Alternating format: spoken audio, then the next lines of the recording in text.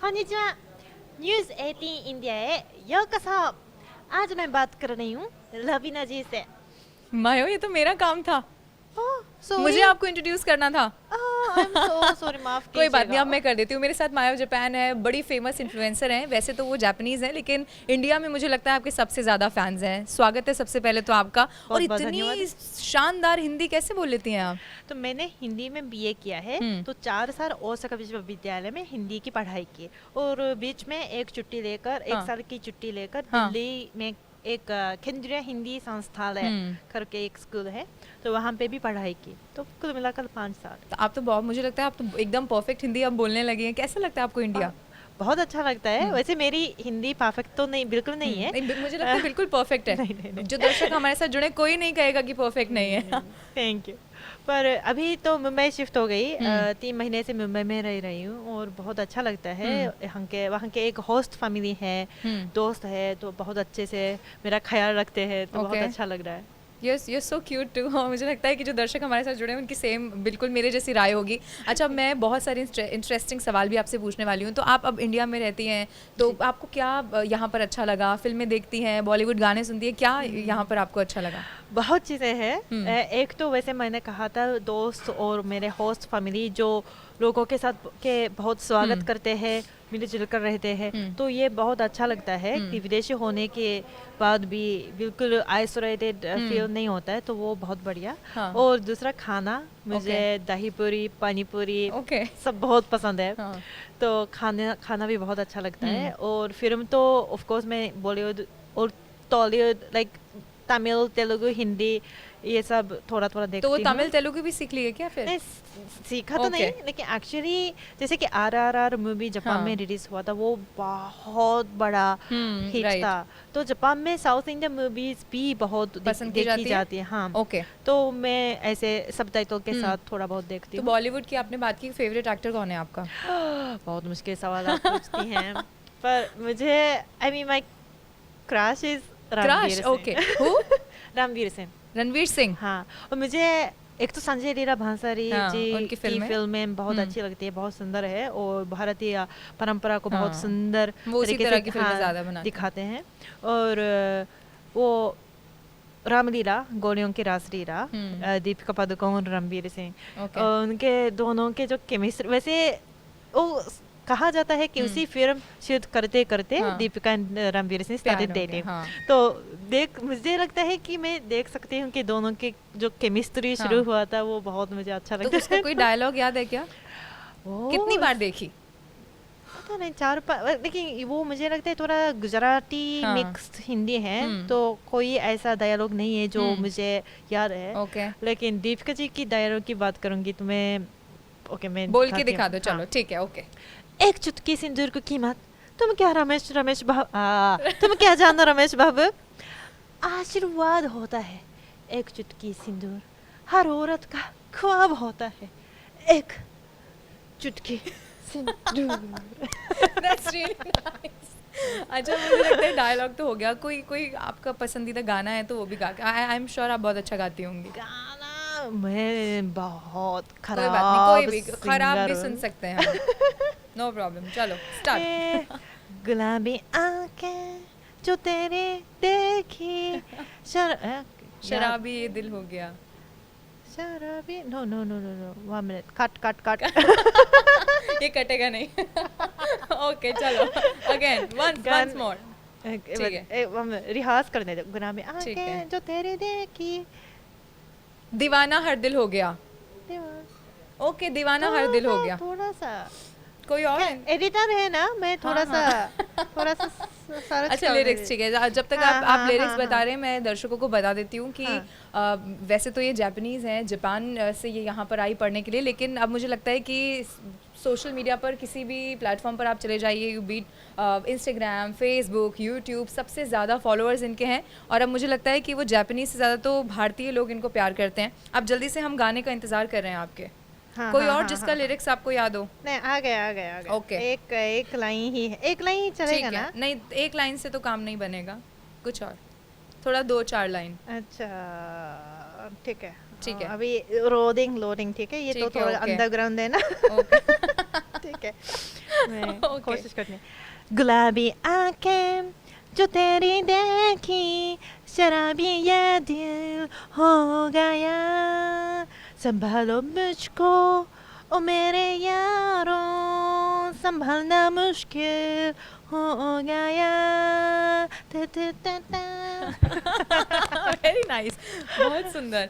अच्छा, अब मैं आपसे कुछ इमोशंस, कुछ ऐसे सवाल पूछने वाली हूँ जो आप मुझे बताएंगी कि जापान और इंडिया में क्या फ़र्क आपको यहाँ पर नज़र आता है। क्योंकि इससे पहले भी जब हम बात करते तो आपने मुझे बड़ी इंटरेस्टिंग चीज़ें बताई थी।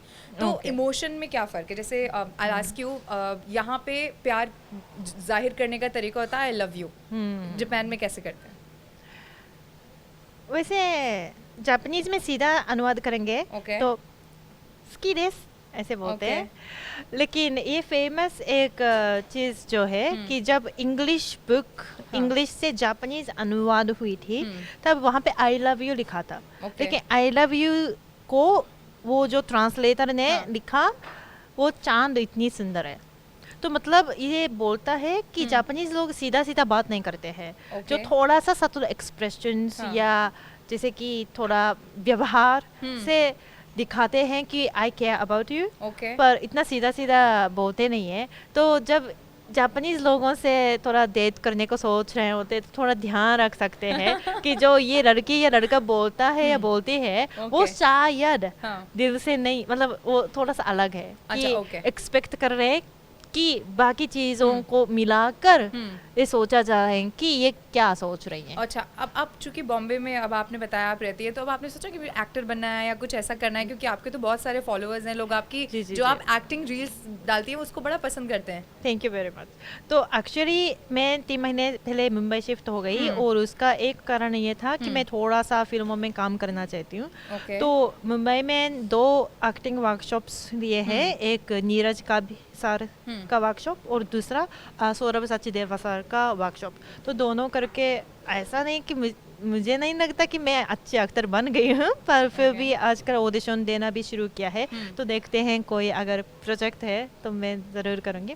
और दूसरा एक मेरे खुद का शो हम बना रहे हैं, एक कहानी मूवी डायरेक्टर और राइटर ये सब टीम बना के हम खुद का एक शो बना रहे हैं। तो वो भी आने वाला है, तो वो शायद मेरा एक्टिंग का डेब्यू हो जाएगा। कि जब तक कोई मूवी की जो ऑफर नहीं आएगी तब तक प्रैक्टिस करते हो एक्टिंग की वहाँ पर? अभी हाँ, वो बनाते बनाते प्रैक्टिस भी हो जाता है। तो प्रैक्टिस बेसिकली मुझे एक शो बनाना था प्रैक्टिस करने के लिए और एक कहानी डिलीवर करने के लिए। तो अब तो आप इंडिया में रहते हो, आपको इंडियन डिशेस पसंद आने लगी हैं? कुछ बनाना भी आता है, कुछ पकाती हैं? बनाना भी हाँ, थोड़ा। क्या? I think aloo paratha is my favourite dish to cook, क्योंकि इतना मुश्किल भी नहीं है लेकिन टेस्टी। और एक बार पानी पूरी बनाई थी, पूरी भी सबसे मतलब शुरुआत से, तो वो बहुत अच्छा लगा। तो लेकिन पानी पूरी जैसी चीज़ तो बहुत समय लगता है, तो इतना ज़्यादा अक्सर तो नहीं बनाते हैं, लेकिन ऐसा थोड़ा। तो खाने में भी वो पसंद है? ऑफ कोर्स पानी पूरी दही पूरी आर माय फेवरेट। इसके अलावा आपको इंडिया में क्या अच्छा लगा? यहाँ का कल्चर, अब आप तो यहीं पर रहती हैं, इसके अलावा क्या? वैसे मुझे सारी आज भी सारी ज़्यादा आपने एंजॉय किया हो कुछ ऐसा? सबसे ज़्यादा आई थिंक खाना, मुझे खाना बहुत पसंद है।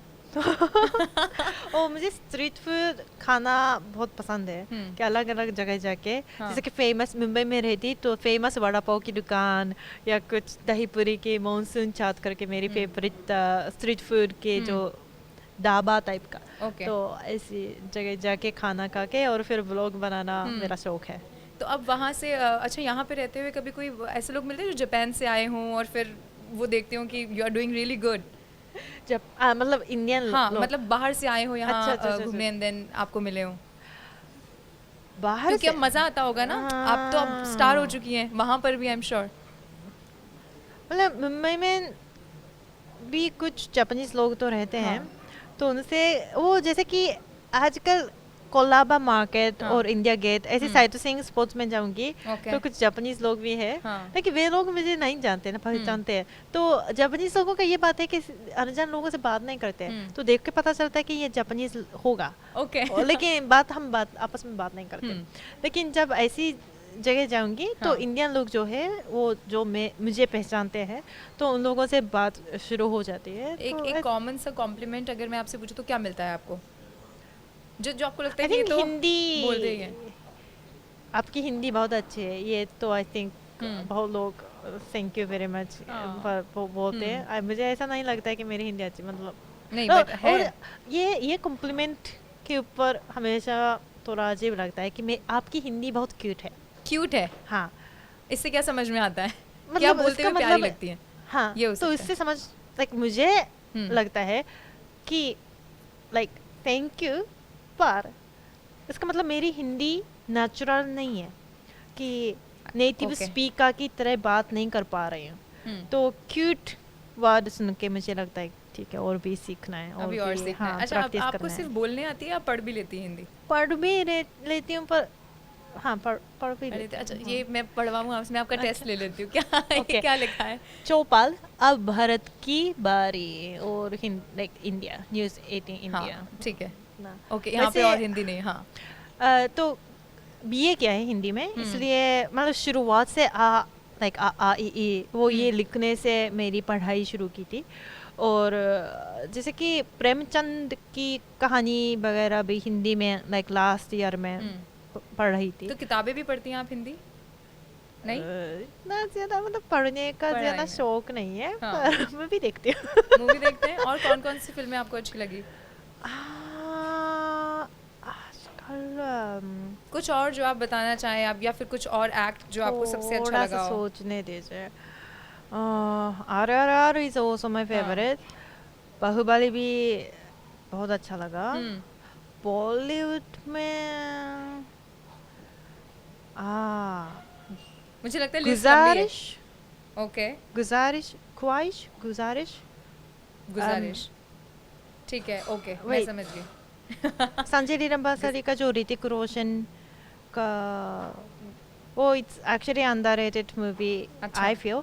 It's Aishwarya Rai and Hrithik Roshan. I think Guzaarish. हाँ, शायद गुजारिश, यस। बस it made me cry like a baby, like इतना emotional हो गई थी। So it's please watch. It's a very beautiful movie. Okay. आखिर में कुछ आपको बोलना है, क्योंकि आपको इंडिया में लोग बहुत पसंद करते हैं। आप बस रील अपलोड करते हो, मुझे लगता है वो वायरल हो जाती है। कुछ आप बोलना चाहती हैं लास्ट में? थैंक यू के अलावा थैंक यू बोलने वाली थी। तो जापानीज में भी अगर आप कुछ बोलें, क्योंकि मुझे लगता है कि अब आपके साथ साथ लोग, आप जैसे हिंदी सीख रही हैं वैसे आपको देख के कुछ जापानीज भी सीख रहे होंगे। ये ठीक है, मैं एक बात मैं बोलना चाहती हूँ कि वैसे मैंने कोई प्लान नहीं किया यूट्यूबर बनने का। और वैसे मेरे पिताजी हिमालयन क्लाइमर थे, हिमालयन पर्वत में चढ़ते थे। और उसी ने रिकमेंड किया हिंदी सीखो। और उसी समय मुझे इंडिया के बारे में बिल्कुल नहीं पता था। और फिर भी मुझे लगा हाँ ठीक है, लाइक इट साउंड्स इंटरेस्टिंग। और हिंदी सीखी, और पता नहीं क्यों यूट्यूब वीडियो अपलोड शुरू किया, क्योंकि हिंदी से मिलजुल कर वो ग्रेजुएशन के बाद हिंदी भूल जाते हो ना। तो हिंदी से वो मैं वीडियोस बनाना शुरू किया। ऐसे करके कुछ नहीं प्लान किया था जिंदगी में। फिर भी बहुत अभी तक तो मज़ा आ रहा है। Of course there are ups and downs, पर मज़ा आ रहा है। तो मुझे लगता है मैं बोलना चाह रही हूँ कि एन्जॉय योर लाइफ, जो भी करना चाहते हैं उसी समय बिंदास करो। और या दैट्स अपनी इच्छा के अनुसार जियो। Very nice. और मुझे लगता है बहुत मोटिवेशनल भी कहा जा सकता है। और बहुत सारे लोग जो स्टार्ट कर रहे होते हैं या सोच रहे होते हैं करने का, फिर उनको लगता है कि चलेगा नहीं चलेगा, तो उनके लिए भी इट वाज वेरी इंपॉर्टेंट। चलेगा ना चलेगा तो ठीक है, फिर क्या होगा, फिर कुछ और करेंगे। नहीं चलेगा, अब एक मतलब सॉलिड हो गया, तो अब नया ट्राई कर सकते हैं। थैंक यू सो मच, बहुत अच्छा लगा आपसे बात करके। और आपकी हिंदी वाकई बहुत अच्छी है। और मैं ये वो वाला नहीं बोल रही हूँ कि अभी आपको सीखने की ज़रूरत है जो आपने कहा, लेकिन सच में अच्छी है। Thank you so much, thank you very much आज हमारे साथ जुड़ी। और मुझे लगता है कि इतनी बढ़िया हिंदी आपने शायद मुश्किल ही सुना होगा कि कोई जापानीज इतनी बढ़िया हिंदी बोल रहा हो।